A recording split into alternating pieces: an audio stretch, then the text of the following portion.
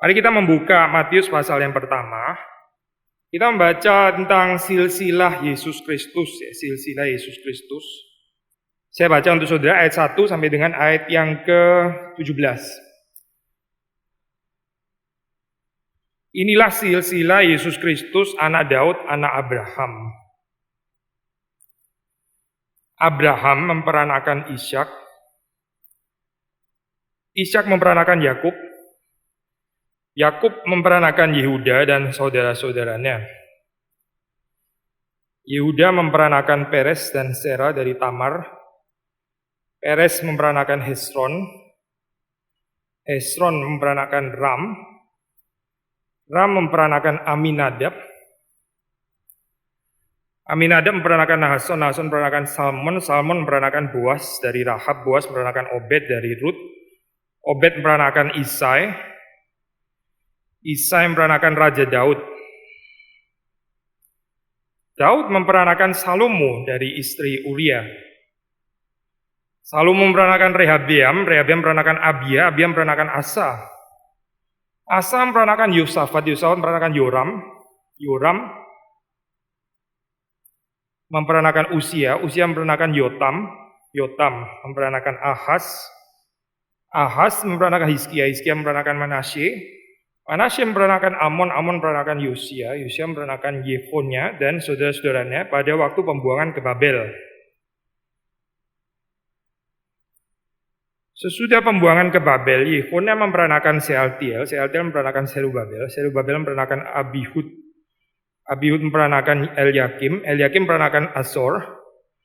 Azor memperanakan Sadok. Sadok memperanakan Achim.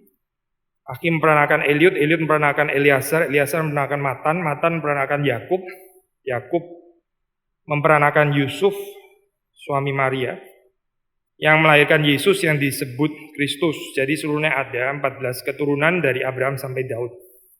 14 keturunan dari Daud sampai pembuangan ke Babel, dan 14 keturunan dari pembuangan ke Babel sampai Kristus. Demikian pembacaan firman Tuhan. Mari kita masuk dalam doa.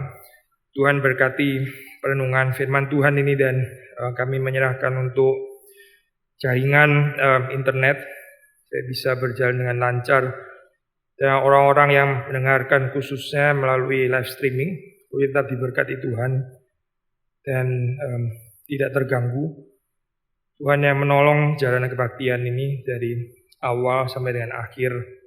Dan Tuhan belas kasihan kepada kami semua, dan Tuhan menolong juga hamba-Mu di dalam menyampaikan firman Tuhan, menafsir bagian ini. Berdoa supaya kalimat-kalimat yang dikatakan sungguh berasal dari Tuhan, yang Kau mau nyatakan kepada jemaat-Mu. Demi Yesus Kristus kami berdoa, kami bersyukur. Amin. So, kalau kita membaca bagian ini ya secara sepintas itu seperti satu tulisan yang rada monoton, membosankan. Bagian-bagian ini kalau kita biasa melakukan Bible reading ya, mungkin kita skip gitu ya bagian ini bagian kita lewati, karena ya seperti ya apa artinya nama seperti ini ya, dikasih tahu nama saya juga nggak bisa merenungkan bagaimana. Kita perlu komentari susah ini, kita perlu penafsiran daripada orang-orang yang mengerti tentang silsilah dan sebagainya, termasuk juga bisa memberikan komentar di sini. Sebetulnya ada hal yang kita bisa renungkan ya berkaitan dengan ini. Pertama, kalau kita membaca ini, Matius ini kan menggunakan kalimat pertama ini ya, the book of the genealogy of Jesus Christ. Ini adalah buku silsilah Yesus Kristus ya. Di situ dikatakan ini book of genealogy, bisa diterjemahkan juga dengan book of Genesis ya. Ini. Dan sudah dari kata yang pertama ini saja kita sudah bisa melakukan penafsiran ya. Maksudnya ini untuk pembaca Matius pada saat itu pasti langsung mengingatkan kepada buku Genesis, buku Kejadian ya. Jadi waktu di sini dikatakan ini adalah buku Kejadian, buku Genesis dari Yesus Kristus, itu theology of creation, teologi penciptaan ya. Teologi ada di dalam kitab Genesis itu langsung ada di dalam pikiran pembaca Matius pada saat tersebut ya. Ini bicara tentang new creation, ini bicara tentang penciptaan yang baru. Penciptaan yang lama yaitu yang ada di dalam kitab Kejadian. Dan di sini adalah lebih jelas ya, itu ada lebih particular, the Genesis atau Genealogy of Jesus Christ, buku Kejadian atau kalau dalam bahasa Indonesia buku silsilah Yesus Kristus.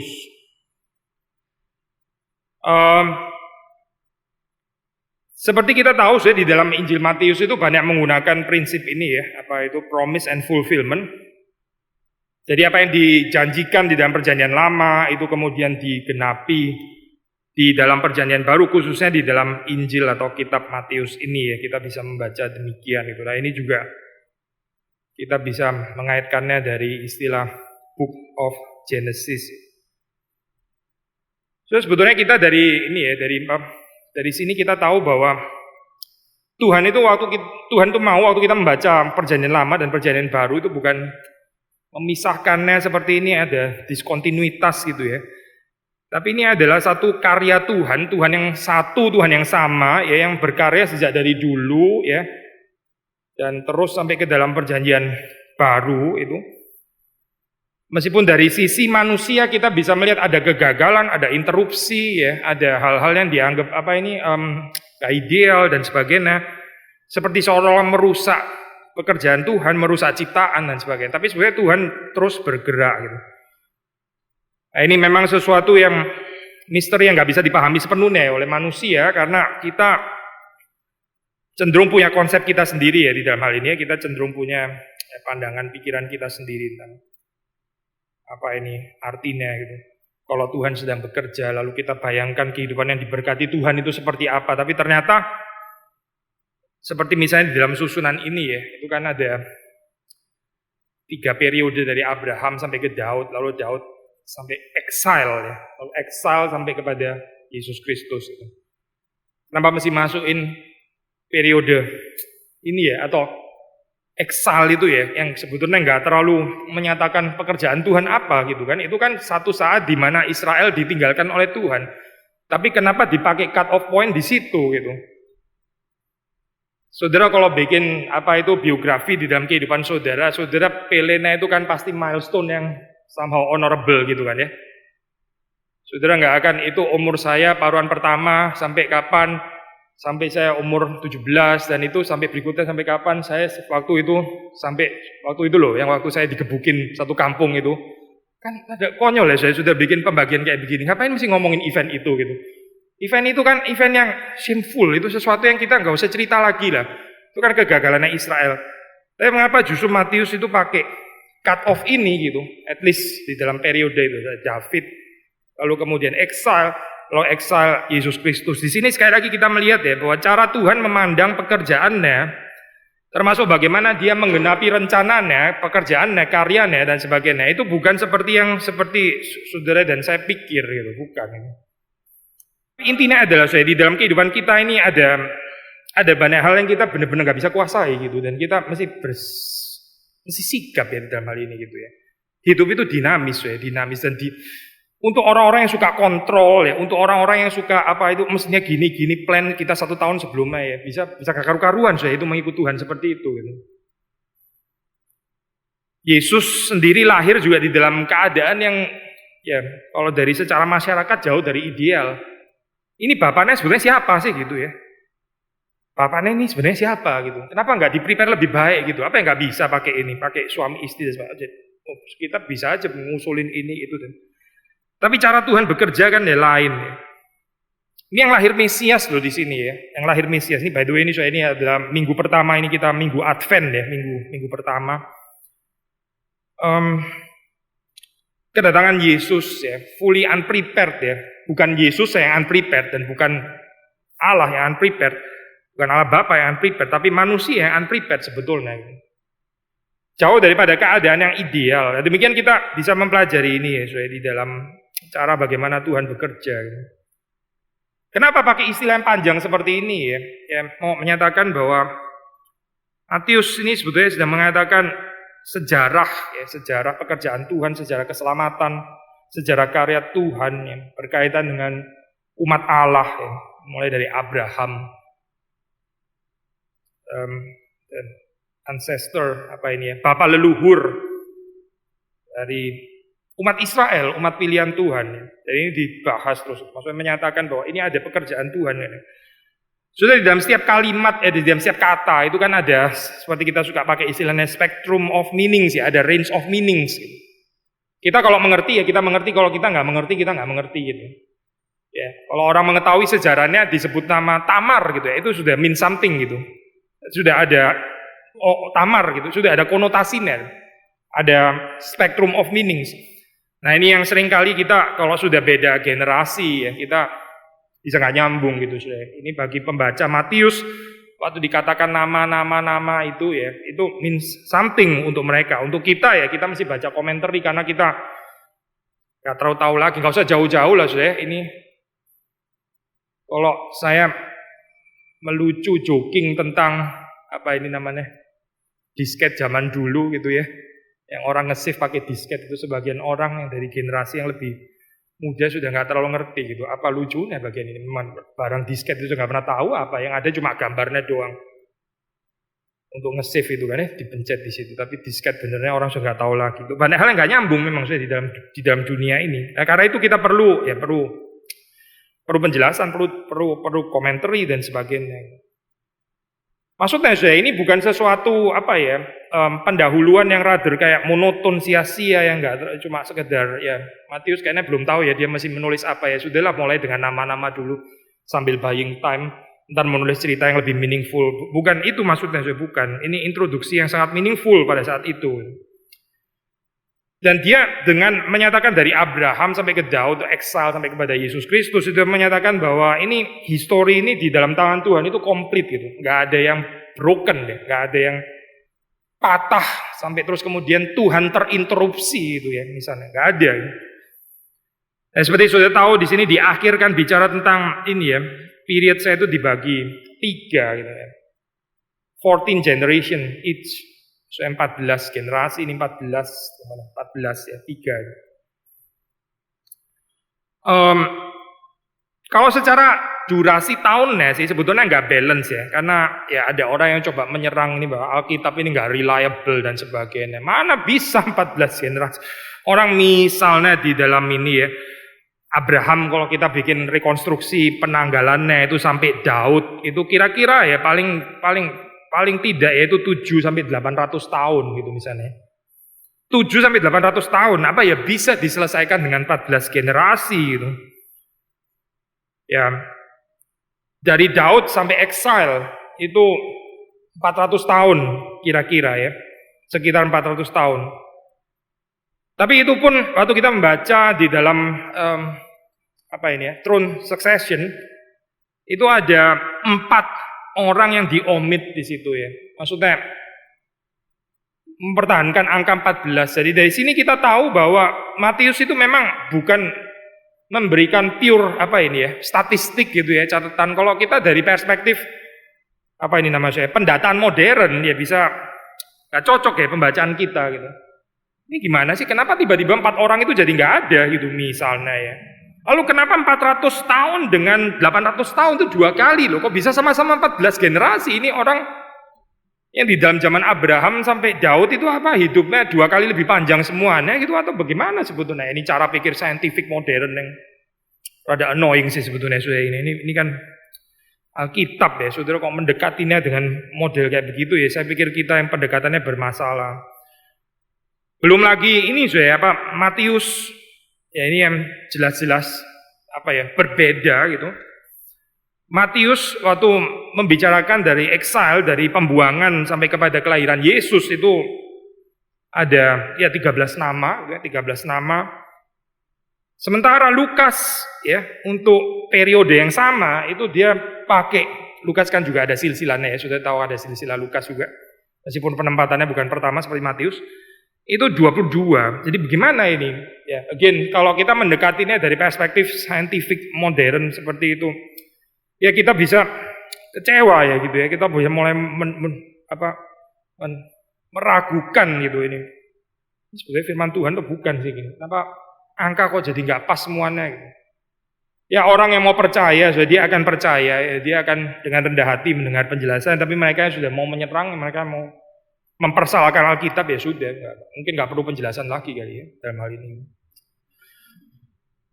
Tapi dengan saudara melihat di sini ya ada nama Daud ini ya, Daud dikatakan di dalam ayat yang ke-6 di situ kalau saudara membaca itu David the King ya sampai disebut di situ ya, Daud raja itu gitu. Daud raja. Ini ada certain ini ya kekhususan gitu dengan penekanan nama ini saya. Daud disebut sebagai raja ya. Bukan cuma itu saya kalau saudara melihat ini ya itu 14 itu ini tafsiran klasik ya saya 14:14. Kenapa 14:14 ya? Sampai ada yang sebutannya bukan 14 tapi Matius menulisnya juga dengan angka 14 gitu. Ini nah di sini itu ilmu gematria ya, so namanya gematria. Ini ada tempatnya di sini dan maksudnya beberapa komentari memang mengusulkan ini, yaitu nama David itu kalau di dalam bahasa Ibrani itu kan cuma pakai konsonan ya. DVD itu D itu 4. V-nya itu 6, lalu D-nya lagi 4, jadi 4, 6, dan 4 itu 14 gitu. Jadi again untuk kita sih, waduh ini kok kayak rumit ya kayak begini nih ya, masih hitung-hitungan kayak gini siapa yang tahu ya saudara dan saya nggak terlalu peka dengan ini ya. Tapi pembaca nama Matius khususnya yang mengerti bahasa Ibrani ya bisa sensitif gitu dengan angka 14 itu mereka coba pikir sebentar saja mereka ketemu nama Daud gitu. Lagi pula nama Daud di sini memang ditekankan. Maksudnya ada apa sih dengan Daud gitu? Ini ya Yesus sang Mesias itu disebut sebagai anak Daud. Daud itu siapa sih? Daud itu raja. Berarti tema yang akan dikeluarkan oleh Matius ini bicara tentang kerajaan Allah. Temanya itu bicara tentang pekerjaan Tuhan khususnya di dalam mendatangkan kerajaan yang nggak pernah berakhir di dalam hal ini ya. Dan itu terus menerus gitu. Meskipun again seperti kayak seolah-olah bubar ya waktu exile itu seperti kayak buyar gitu ya. Mana nggak ada lagi kerajaannya gitu ya. Tapi bagi Tuhan itu tetap ada kontinuitas. Gitu. Kalau secara kerajaan politik ya, kalau secara kerajaan kekuatan militer ya betul-betul bubar bener gitu. Orang dijajah, orang dibuang gitu ya, tertawan dan sebagainya. Mana bisa bicara kerajaan lagi? Tapi dari perspektif Tuhan saya itu kerajaan Allah itu jalan terus gitu, termasuk dengan saat purification waktu exile itu, termasuk saat pemurnian ya, waktu dalam pembuangan saat pemurnian itu juga cerita kerajaan Allah sebetulnya. Saudara jangan lupa ya, salah satu cerita yang penting di dalam zaman exile itu adalah cerita Daniel. Sudah membaca Daniel ya, Daniel itu pernah dengan Nebukadnezar ya, terus kemudian ada Darius ya, ada raja siapa lagi gitu, kita bingung Daniel ini sebenarnya umurnya berapa sih gitu ya, rajanya kontak ganti terus kok Daniel di situ terus gitu, ini makhluk beneran historis atau enggak historis itu sebetulnya atau apa sih ini, figur bayangan atau apa gitu. Kita salah baca lah saya kalau kita approach seperti itu, tapi message-nya saya pikir cukup jelas ya. Maksudnya kenapa saya di situ dikatakan Daniel, despite Daniel itu bukan raja, memang dia bukan raja. Tapi dia kok ada di situ terus itu ya. Daniel itu menyatakan bahwa ini loh, kerajaan Allah itu tidak berakhir. Kerajaan dunia itu jatuh dan bangun dan jatuh dan bangun. Itu Nebukadnezar dan Darius dan Kores dan siapa saja gitu tuh jatuh dan bangun dan jatuh dan bangun dan berakhir dan sebagainya. Tapi Daniel ya menghidupi narasi kerajaan Allah, dia di situ terus ya. Exile ya, justru waktu exile ya. Kalau dibilang kerajaan Israel mana gitu, ya nggak ada betul gitu. Tapi kerajaan Allah bukan hancur ya, bukan gitu, bukan. Justru nggak comparable ya kalau sudah membaca di dalam cerita itu. Daniel ya, yang apa ini namanya saya ini representasikan hadirnya kerajaan Allah gitu ya, nggak comparable dengan Ya nggak comparable dengan ini, dengan raja-raja yang nggak terlalu penting itu. Kita bisa mengkhotbahkan Daniel yang berkali-kali, tapi kita mengkhotbahkan Nebukadnezar, ya sudah kita khotbah dia kelemahannya saja gitu kan ya. Kita mengkhotbahkan Darius ya justru sebagai footnote-nya Daniel gitu. Jadi yang mana sebetulnya lebih penting dalam hal ini? Apakah kerajaan Allah hancur? Jawabannya tidak. Kerajaan Allah juga nggak hancur di tengah-tengah keadaan seperti sekarang ini. Perhaps ini juga purification. Saat sekarang di mana kita rada nggak enak lihatnya gitu ya. Ini kursinya sebagian kosong, sebagian besar kosong. Lalu kita nggak tahu yang lihat di streaming ini sebetulnya siapa, kita nggak ada. Semuanya serba nggak pasti. Dalam saat seperti ini, kita berharap sesuatu yang lebih secure ya. Kita berharap model kerajaan yang lebih bisa dipegang. Ya persis seperti pengharapan Israel pada saat itu gitu. Kita mau security yang model Salomon dan Daud pada saat itu. Tapi itu bukan versinya Tuhan, saya bukan. Tuhan bekerja dengan cara yang berbeda, termasuk dengan exile ini ya. Maka sudah membaca di sini Daud yang disebut raja, ya, disebut raja. Itu mau menyatakan apa saya? Bahwa Matius di sini sedang menulis royal list ya, yang ya juga ditarik sampai kepada Abraham. Saudara mungkin tanya, lah Abraham kan bukan raja gitu ya. Abraham bukan raja. Abraham memang bukan raja secara jabatan gitu, tapi dia memiliki fungsi seperti raja. Israel itu sendiri adalah raja, saudara. Di dalam Alkitab itu menarik ya, waktu pakai istilah ini ya, image of God, itu kan sebetulnya untuk raja kan ya. Image of God itu kan raja sebetulnya, kaisar gitu. Kaisar itu disebut imago Dei. Tapi terus kemudian iman Israel itu mengatakan semua manusia yang diciptakan Allah itu adalah imago Dei. Imago Dei itu pinjam dari ideologi raja maksudnya gitu. Ya, yang disebut image of God, gambar rupa Allah, itu sebetulnya kaisar dan raja. Tapi terus kemudian iman Israel mengatakan bukan cuma 1-2 orang itu, bukan cuma Darius atau Xerxes atau siapa gitu ya. Atau Nero atau siapa, bukan itu, bukan cuma itu, istilah cuma juga sudah salah ya, bukan itu sebetulnya gitu ya, apalagi Nero gitu. Tapi di dalam pengertian ini, semua orang gitu. Sudah baca di Mazmur 8 ya, Tuhan itu memahkotai anak manusia itu. Memahkotainya dengan kemuliaan dan hormat ya. Dimahkotai, yang dimahkotai itu siapa saya? Kalau bukan raja. Tuhan itu menjadikan semua manusia itu raja. Jadi sudah melihat di sini dalam konsep ini ya, waktu dikatakan pembicaraan tentang royal list ya, Matius menulis ini ya, sampai ditarik sampai kepada Abraham ya. Abraham memang bukan raja secara jabatan, tapi Israel itu sendiri ya. Ini adalah cerita kerajaan Allah sebetulnya. Dan bukan hanya Israel ya, tapi semua orang yang diciptakan oleh Allah. Ya, tapi kita tahu dosa merusak itu ya, merusak bukan cuma non-Israel, non-Yahudi, tapi merusak semua manusia, sehingga ya kita di dalam kehidupan ini enggak truly imaging God, enggak betul-betul image God and His righteousness, Allah dan kebenaran keadilannya itu. Balik lagi saya kepada Injil Matius, jadi makanya di sini yang ditulis ini adalah bicara tentang throne succession ya, ini tentang tentang succession apa ya, saya bahasa Indonesia ya, susah ya menerjemahkan ya, suksesi ya, nggak really helping. Jadi ini adalah tahta, cerita tentang dari tahta sini ke tahta sini ke tahta situ dan sebagainya. Tapi sebetulnya sekali lagi saya, yang mau diceritakan oleh Matius itu bukan kebesarannya penguasa siapa pada saat itu gitu ya. Karena kalau kita ngomong seperti itu, terus kenapa di sini masuk perempuan-perempuan itu nggak cocok kali ya? Sudah bagus-bagus ya, ada Daud lah dan sebagainya. Misalnya ngomong raja, terus Abraham, oke, Ishak oke lah ya, Yakub oke itu. Tapi terus kemudian masuk nama-nama perempuan ini maksudnya apa? Ini ada Rahab lah, terus kemudian ada Tamar dan sebagainya. Ini apa-apaan kayak gini gitu.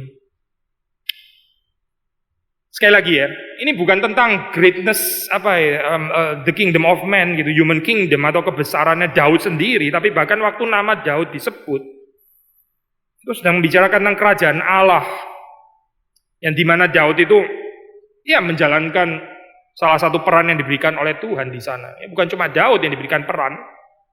Again, Imago Dei itu adalah untuk semua orang. Di sini kita melihat bagaimana Tuhan di dalam pemerintahannya, di dalam kerajaannya itu dia bekerja sesuai dengan kerelaan kehendaknya, kedaulatannya, maha bijaksananya. And perhaps itu tafsiran kalau kita bisa saudara persuaded tafsiran gematria ya. Ini itu 14 likely menunjuk kepada Daud. Tapi ada tafsiran lain, saya mungkin tafsiran yang lebih modern ya dalam hal ini ya. Gematria itu saya dulu waktu kuliah di ini saya di Heidelberg waktu kuliah perjanjian lama gitu. Lalu ada satu murid yang sudah agak berbeda umur sih itu. Kita lebih muda, ada satu student yang cukup tua ya. Kalau di sana kan memang common ya, orang belajar studi itu umurnya sudah tua juga masih studi dan sebagainya. Lalu dia setiap kali kita discuss itu dia bawa teori gematria nih. Lagi gematria lagi dan gematria dan gematria. Profesor saya menanggapinya agak sedikit dingin gitu. Dia pikir ini sudah mungkin bagian yang sudah agak lewat gitu ya penafsiran ini gitu. Gematria waktu itu ada momen excitementnya sih ya. Lagi pula kalau semuanya ditafsir secara angka-angka ini ya, ntar jadi mirip kayak apa ya ini? Bible ini mesti di encoding atau gimana ya sebetulnya? Jadi menjadi teka-teki ini akhirnya ya, misteri yang harus dipecahkan ya. Ada keterbatasan lah saya ini penafsiran gematria ini kayaknya. Lalu kalau nggak gematria itu apa gitu? Ada usulan ini saya tafsiran yang lain ya. Ini kalau mau bicara simbolisme masih bisa bicara simbolisme. 14 itu saya. Ini kalau di dalam pemahaman orang Israel ya. 14 itu apa gitu? Mungkin yang pertama terpikir bukan 4 plus 6 plus 4 agak sedikit complicated ya, kecuali ada nama Daud itu tadi ya, David. Tapi yang terpikir dengan 14 itu adalah 7 dan 7. 7 dan 7 ya, maksudnya 7 kali 2. Ini kan 14 kali 3 kan ya. Kan 14 generasi. Matius mengatakan seperti itu, jadi dia mau ada 3 kali 14. 3 kali 14 itu berarti 6 kali 7 kan, betul kan ya? Nah, 6 kali 7 itu harusnya ring certain bell ya untuk kita gitu. 6 kali 7 ya. Tinggal satu lagi ya. 7 yang ke-7. Saudara mengerti maksudnya ya? Ini 7 yang pertama, 7 yang kedua, 7 sampai 6 kali. Tinggal satu lagi gitu ya. Ini 7 yang ke-7 gitu. 7 yang ke-7 itu apa? Ya ini hadirnya kerajaan Allah. The seventh seven itu ya. 7 yang ke-7 itu. Ini adalah the climax of history. Ini adalah klimaksnya. Klimaks daripada sejarah itu ya ini. Kalau pinjam istilah eskatologi tapi ya inilah. Sejak Yesus datang itu kerajaan 1000 tahun. Kerajaan 1000 tahun itu hadir. Ini adalah the seventh seven gitu. Ini adalah yang dinanti-nantikan. Jadi sekali lagi saya bukan kebetulan di situ bahwa dari 14 di situ ya, somehow yang jadi sentral itu kan monark ini ya, monarchical period itu, periode kerajaan itu yang sangat di highlight ya. Ini menjadi semacam fase sentral gitu di dalam silsilah Yesus Kristus. Sekali lagi mau menyatakan dimensi royal atau dimensi kerajaan ini. Tadi kita mengatakan bahwa ini seperti kayak ada interupsi dalam exile dan sebagainya ya. Tapi tadi kita bilang bahwa despite ada exile, sebetulnya kerajaan Allah itu jalan terus itu. Jangan lupa cerita Daniel. Tapi juga bagaimanapun dari perspektif yang lain ya, kita mengatakan begini saya. Ya gimana pun kita nggak bisa ignore, nggak bisa menyepelekan, nggak bisa menekan, suppress bahwa enggak kok ini nggak terjadi apa-apa kok, nggak ada pelanggaran apa-apa kok, Israel tetap jaya. Ya itu gila namanya gitu, itu namanya nggak jujur, itu namanya menipu diri sendiri gitu. Israel sedang dibuang, betul kok, memang Israel sedang dibuang. Gitu. Boleh juga kita bicara perspektif ini, tapi kita nggak mau bicara adalah kita nggak mau bicara nggak ada lagi kerajaan Allah. Yahweh tidak lagi bertahta, itu kita nggak bisa ngomong seperti itu. Israel kolaps, Israel boleh kolaps.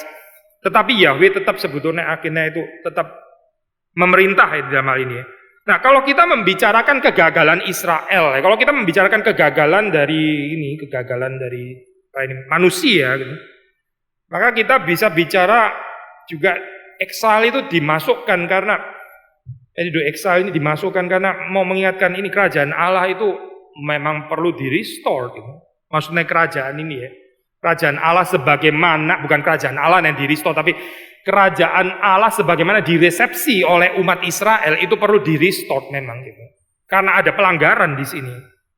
Karena ada ketidaktaatan. Karena memang Israel menjauh daripada Tuhan Sang Raja. Gitu. Perlu ada restoration ini.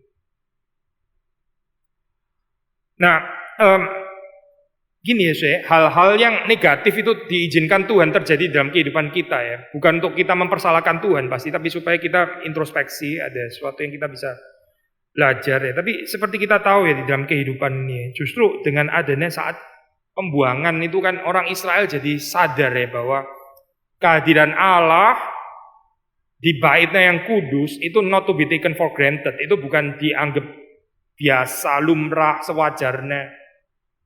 Mereka kehilangan itu ya. Justru di dalam saat itu mereka sadar bahwa itu penting. Ya seperti peribahasa umum seringkali mengatakan ya you never know, itu sesuatu yang berharga ya. Until you lose it, sampai saudara itu kehilangan itu baru saudara sadar bahwa itu sebetulnya sangat berharga. Ya, ini common lah saya, ini wisdom kayak begini kan common ya. Tapi sudah melihat di dalam Alkitab ya, Tuhan juga bisa pakai cara ini gitu. Exile itu apa sih maksudnya? Saya sudah pernah mengatakan, kalau mau bicara tentang kualitas hidup itu really not bad loh. Ini Babilonia itu bangsa maju sekali gitu, nggak comparable dengan Israel. Saudara, saya waktu kecil itu dari kota kecil gitu ya, dari namanya Gempol. Saudara nggak tahu lah apa sih kota itu, mirip Ngompol atau apa. Gempol ya, itu dulu saya ada satu teman gitu ya, mau mampir di rumah, dia lewat jalan raya, terus dia dia kelilipan atau gimana gitu ya. Terus dia selesai kelilipan, Gempolnya sudah lewat. Saking kecilnya kota itu gitu. Cuma kelilipan doang sudah lewat kotanya gitu. Lalu kalau saya dari kota kecil kayak gitu, terus saya bilang, saya ini terbuang. Terbuang di mana? Di Manhattan gitu. Kan aneh ya saya itu. Saya terbuang di New York, Fifth Avenue gitu. Kan aneh ya ngomong kayak begitu. Saya terbuang di Champs-Élysées. Sekarang tinggalnya di Champs-Élysées. Menderita sekali saya ini. Dulu dari Gempol saya terbuang di Paris sekarang. Aneh saya ngomong kalimat itu gitu. Orang Israel bilang kita terbuang gitu. Sudah pasti mereka bukan cari kualitas hidup. Kalau mereka cari kualitas hidup mereka nggak ngomong terbuang. Saya itu aneh sekali bilang terbuang. Yang bener aja gitu. Lu ini your life itu upgraded sebenarnya gitu. Lu dari mana coba, dari bangsa nggak jelas kayak begitu. Sekarang masuk kepada kemegahannya Babilonia. Tapi kenapa disebut terbuang? Ya ini karena nggak ada lagi bait suci di situ gitu. Saudara, waktu saudara COVID ini, saudara ini nggak sih miss nggak sih ini saudara yang streaming ini, saudara miss nggak sih ini bait Allah? Kita ini ya orang Protestan ya sering bicara ya Tuhan hadir di mana-mana, Tuhan selalu hadir, Dia maha hadir dan sebagainya. Seperti kayak nggak ada konsep sama sekali kehadiran Tuhan yang khusus di dalam tempat yang khusus gitu ya. Buat kita yang hati-hati gitu ya. Idolatry gitu ya. Ini bukan ngomong idol, memang bisa dihaiti Sarah ke idolatry, betul gitu. Betul, ada dangers ke sana betul. Tapi mungkin kita di other extreme kali sekarang ya. Kita seperti kayak merasa nggak ada lagi ini tempat yang khusus di mana Tuhan hadir gitu. Dia mau hadir di mana juga oke dan sebagainya. Yesus datang bukan sama sekali meniadakan konsep seperti itu, tidak Kalau enggak ya sudah kita streaming terus aja tuh, nggak perlu ada gereja kalau kayak gitu. Ada keindahan hadir di dalam rumah Tuhan, itu ada keindahannya gitu ya. Mungkin saya waktu di Singapura belum bisa pulang ini, sangat miss ya sangat miss hadir di gereja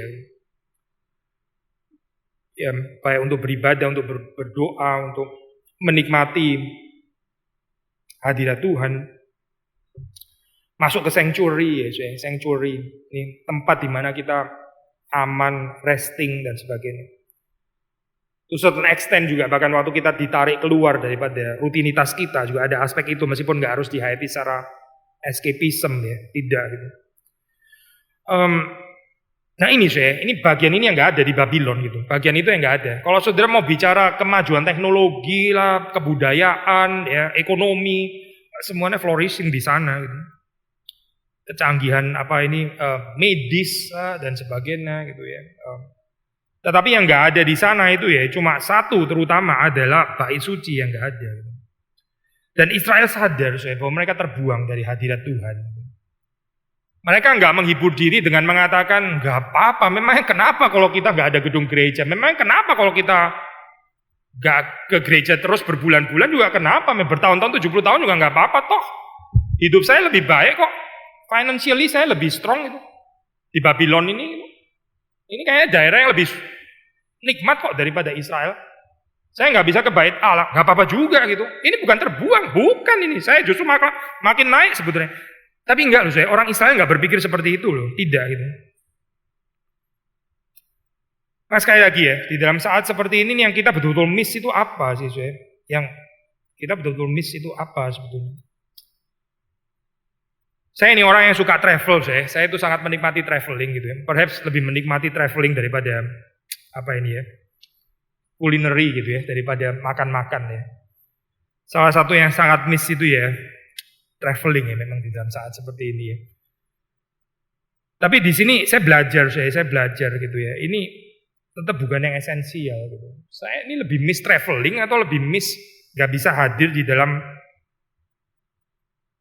baitnya Tuhan ya sebetulnya gitu. Yang mana ya sebetulnya ini yang lebih esensial di dalam kehidupan saya? Mesti diatur lagi ini prioritas saya. Kalau itu sesuatu yang salah, ya mesti dikoreksi gitu. Apa saya jadi lebih tersiksa karena saya nggak bisa traveling gitu daripada saya nggak bisa datang ke gereja? Yang mana sebetulnya yang lebih mengganggu ya? Orang Israel itu beres waktu melihat itu ya. Waktu mereka terbuang itu mereka sadar, mereka terbuang dari hadirat Tuhan gitu.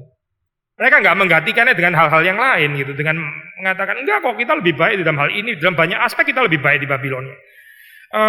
Mereka sadar bahwa mereka itu betul-betul berada di dalam exile, dan inilah yang sekali lagi ya, waktu Matius menginclude cerita atau narasi ini ya, exile, ya mau mengatakan bahwa ini adalah kerajaan Allah yang despite ya jalan terus, itu ada Daniel dan sebagainya ya. Tapi ya the presence of God, kehadiran Tuhan yang khusus itu nggak bisa fully di perceive ya, nggak bisa fully dinikmati gitu, nggak bisa fully enjoy di dalam saat exile itu. Jadi saudara melihat di sini sekali lagi ya dimensi royal ini sangat kuat di dalam silsilah ini. Kalau saudara bandingkan misalnya dengan Lukas ya, Lukas itu tracingnya itu bukan melalui Salomo ya, tapi melalui Nathan, itu anaknya Daud yang lain ya. Tapi di sini Matius pakai Salomo. Sekali lagi kita nggak tertarik untuk memperdebatkan ya, maksudnya perdebatan kayak gini actually sebetulnya sudah rada lewat sih. Yang kita renungkan itu apa maunya Matius, kenapa dia pakai Salomon gitu, kenapa nggak pakai Nathan gitu ya, kenapa Salomon? Gitu. Sekali lagi ya penekanannya ya, ini Yesus itu disebut sebagai anak Daud. Berarti ada motif Salomo di sini gitu, Salomo ya.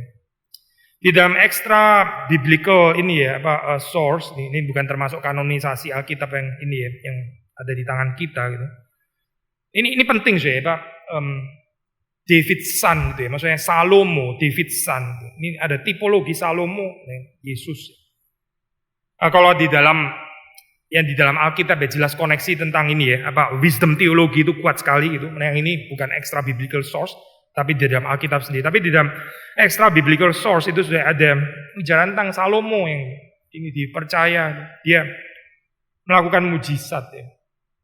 Jadi waktu Yesus disebut sebagai anak Daud, ya, itu anak Daud melakukan mujizat, itu orang pada saat itu ya mengerti kepercayaan Yudais, mereka tahu ini betul-betul anak Daud. Gitu.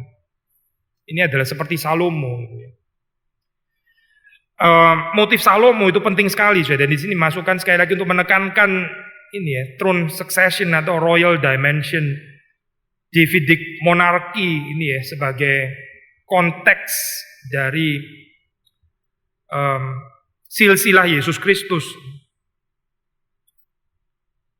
Sudah waktu kita mendengar istilah Yesus Kristus gitu ya, buat kita sudah kayak sangat biasa gitu ya, sangat biasa.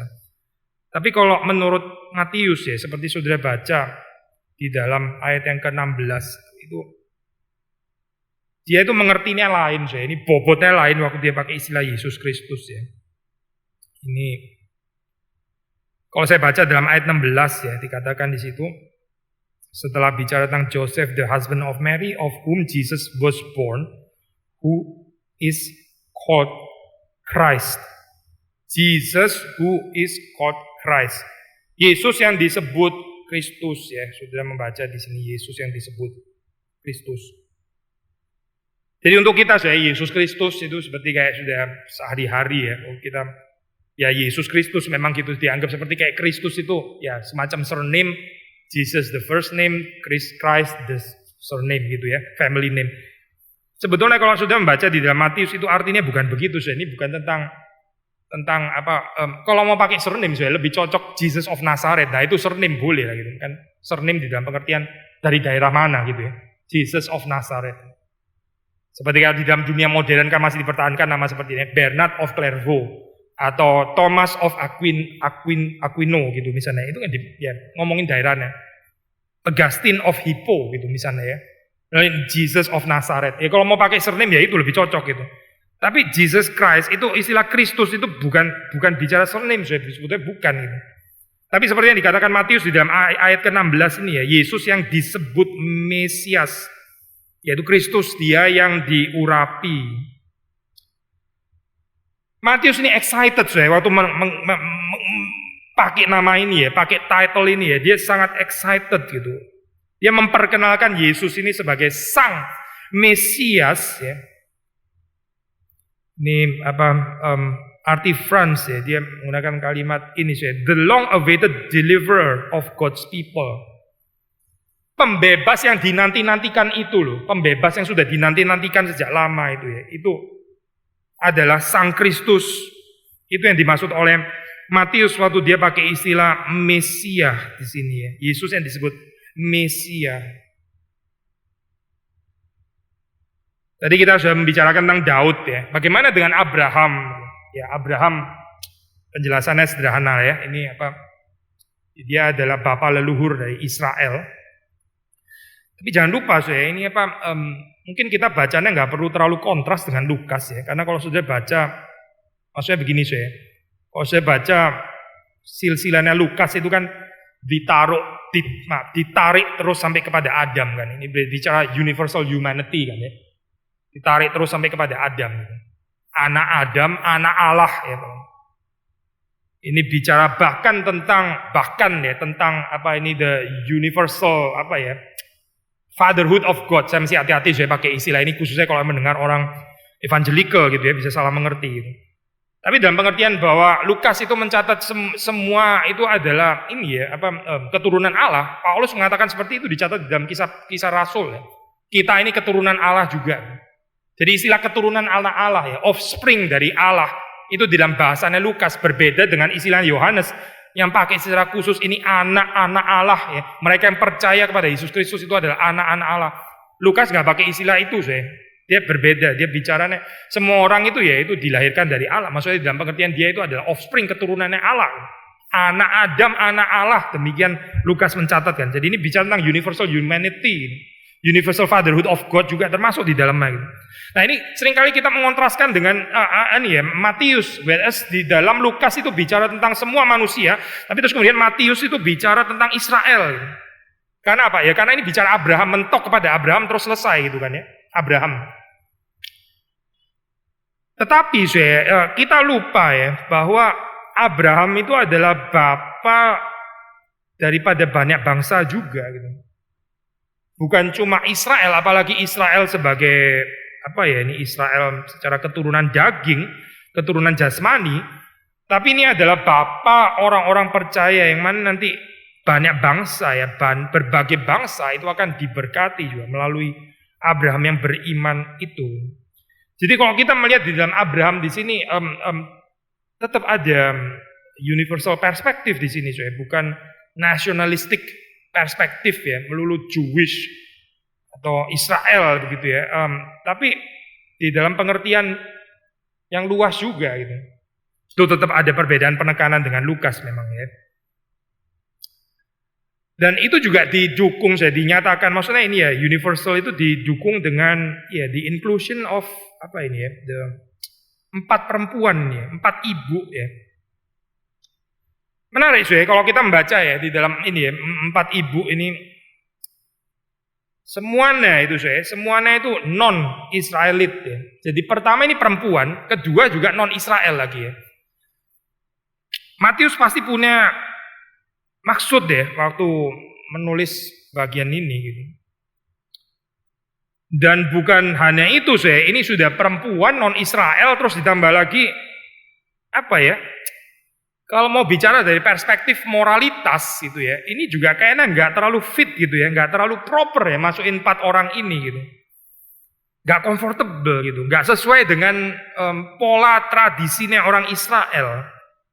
Tamar yang menggoda papa mertuanya ya, Tamar.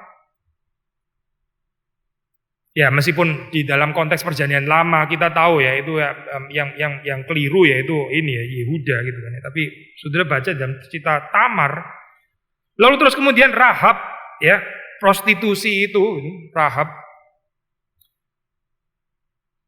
Betsheba dengan ya perjinahannya sebetulnya lebih persoalannya pada Daud ya. Dan kayaknya Matius ini, saudara coba baca ya di dalam ayat keberapa ini ya. Ini waktu bicara tentang Betsheba itu di ayat, nah ini di ayat ini ya, saudara kalau membaca di dalam ayat ke-6 itu di by the wife of Uriah gitu. The wife of Uriah. Nggak sih Matius mau ngomong apa gitu? Ini bukan David was the father of Solomon by Bathsheba gitu misalnya kan ya, atau father of Solomon by his wife gitu misalnya ya, bukan by the wife of Uriah ngomongnya gitu. Berarti Matius ini memang mengangkat ini loh, ini silsilah kerajaan tapi jauh daripada human ideal ya, jauh daripada human ideal gitu. Masa ini cikal bakal yang kayak gini apa nggak sebaiknya diomit? Tadi kita bilang itu di dalam dynastic succession itu ada 4 nama yang dihilangin oleh Matius itu. 4 ya. Kalau saudara dan saya mungkin pikir harusnya 4 perempuan ini ya nggak usah masuk gitu.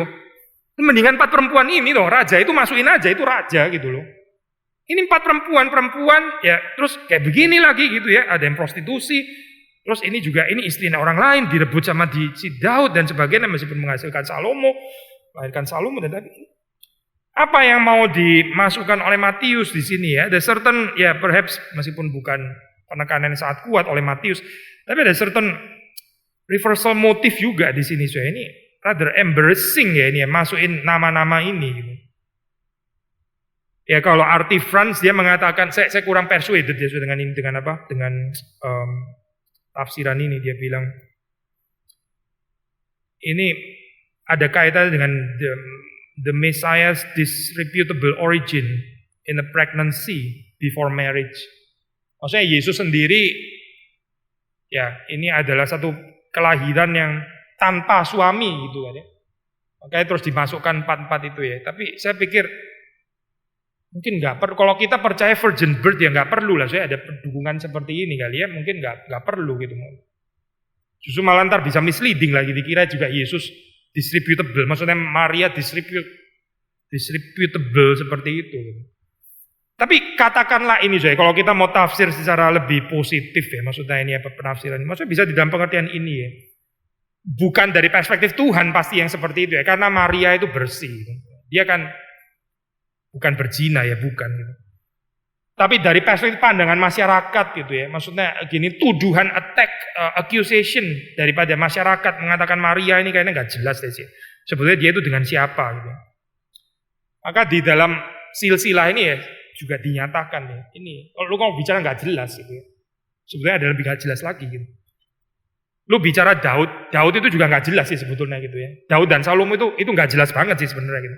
Atau lebih tepat, sangat jelas istrinya orang lain sebenarnya gitu. The wife of Uriah itu jelas banget salah gitu dalam hal itu ya. Jadi saudara melihat di sini ya, kerajaan Allah itu jangan dimengerti secara steril, secara steril terus kemudian kita ya orang-orang yang dipakai Tuhan of noble birth ya, bangsawan ya, orang-orang yang rapi, respectable. Ada banyak orang yang rapi, respectable dan sebagainya dari keluarga baik-baik, tapi akhirnya juga gak dipakai Tuhan ya. Jadi nggak ada kemutlaan saya di sini ya. Tapi mau ditonjolkan di dalam Matius di sini justru adalah orang-orang ini ya, perempuan non Israelit sudah gitu ya secara moralitas seksual juga kayaknya luput gitu ya somehow. Tapi mereka ini menyatakan the universal love ya, embrace kepada ya bukan cuma Israel ya, tapi keluasan hati Allah yang juga merangkul bangsa-bangsa non Israel yang disebut kafir ya. Yang tidak memiliki Taurat, yang tidak bersunat dan sebagainya. Nah ini diteguhkan juga di dalam cerita Matius kalau sudah membaca khususnya di dalam ini ya, cerita Natal ya, by the way ini kan Advent gitu. Orang Majus itu ya, orang Majus yang juga beribadah kepada Sang Raja. Dan tentu saja mencapai klimaksnya itu pada pasal ke-28 ya. Memberitakan, menjadikan murid Kristus siapa ya? Semua bangsa ya, semua bangsa. Semua bangsa. Universal perspective of salvation. Ini gak usah ngomong ras lagi, ras itu sudah terlalu kecil. Bangsa pun itu harus ditranscend di dalam hal ini. Saya ada sedikit pergumulan saya dengan ini ya, beberapa ini apa itu kita di MRI di Eropa, saya mengingatkan mereka, saudara kan tinggal di sana, ini lain dengan gereja yang ada di Indonesia, saya bilang itu mesti belajar menjangkau juga selain orang Indonesia, mesti belajar untuk menjangkau juga orang-orang yang non Indonesia.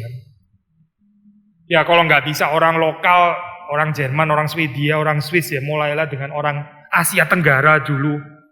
Di sana ketemu orang Vietnam atau apa gitu ya, ketemu orang atau Korea atau apa atau Indonesia terus itu di luar negeri ya. Ini saya sharing gini supaya saudara juga bisa mendoakan ya, itu pergumulan daripada gereja-gereja di luar negeri itu ya. Begitu masuk ke second generation, apalagi third generation ya, second generation itu nggak tentu bisa bahasa Indonesia kan ya.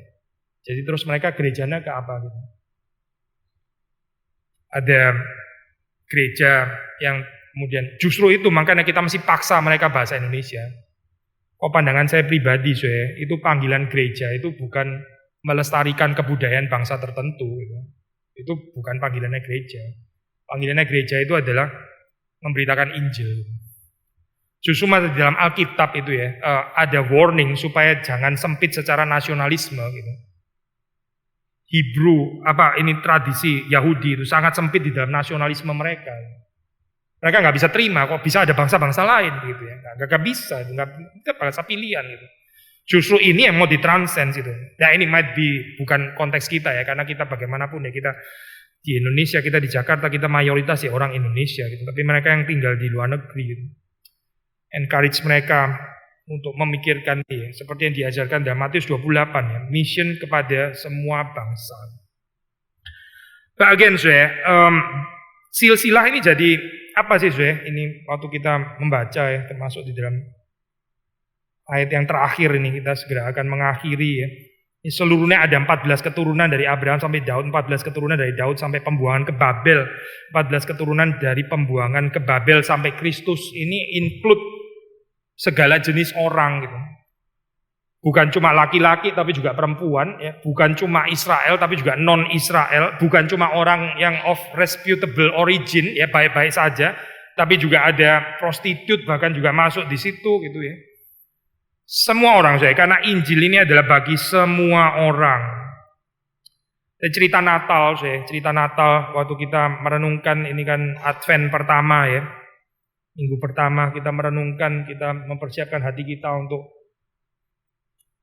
menyongsong Natal.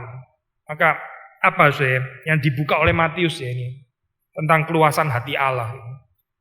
Nah, bagaimana Kristus yang diberikan ini adalah Kristus yang bagi semua bangsa, yang nggak boleh dimonopoli, yang nggak boleh dipegang erat-erat oleh sekelompok orang saja gitu, terus kemudian nggak boleh dilepaskan lagi, tidak.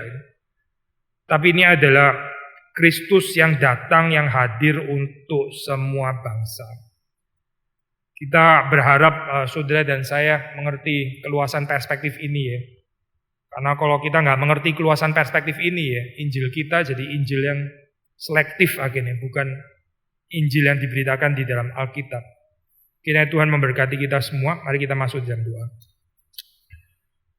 Tuhan, kami bersyukur untuk berkat Tuhan, untuk firman Tuhan, untuk Injil Matius yang diberikan bagi gerejamu, bagi kami. Kami berdoa supaya Tuhan menolong kami untuk bisa mengerti apa yang Tuhan nyatakan. Dan kami terus-menerus di dalam kehidupan ini boleh membangun kehidupan kami ini di dalam kisah Tuhan yang bertakhta sebagai Raja, Tuhan yang kerajaannya tidak pernah berakhir, dan Tuhan yang mengundang kami untuk masuk di dalam kerajaan-Mu ini. Kami bersyukur Tuhan Engkau mengundang kami dan memberikan kepada kami peran. Ajar kepada kami untuk mengetahui peran kami selama kami berada dalam dunia ini. Kami boleh setia mengerjakannya sampai kami berjumpa kembali dengan Engkau. Demi Yesus Kristus kami berdoa, kami bersyukur. Amin.